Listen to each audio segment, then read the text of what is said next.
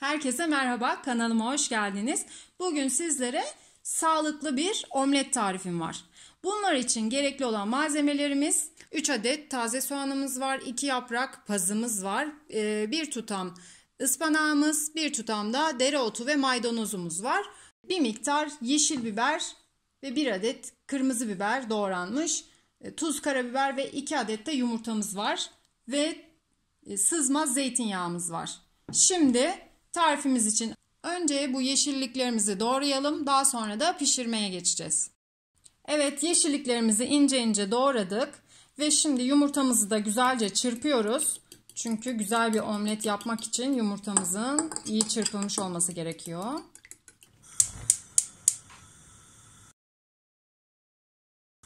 Ve sızma zeytinyağımızı ilave ediyoruz. Böyle 2 yemek kaşığı kadar.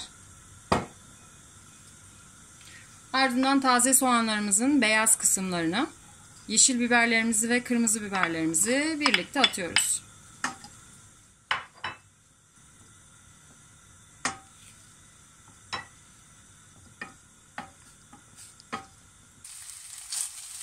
Evet, soğan ve biberlerimiz biraz yumuşadıktan sonra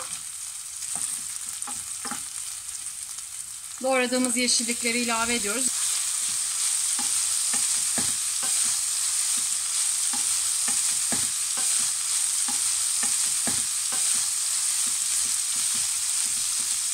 Bunları da karıştırarak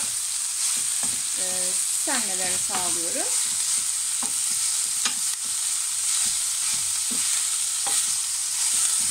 Şimdi yumurtamızı ilave edeceğiz.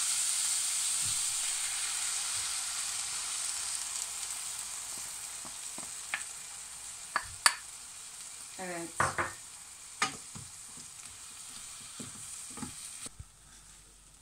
Sıvı kalan yerlerinin de pişmesi için bu şekilde biraz oynatıyoruz.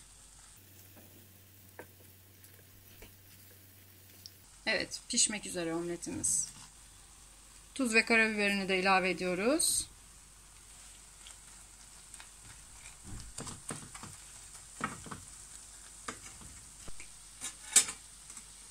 Bu şekilde kenarlarını biraz toparlıyoruz.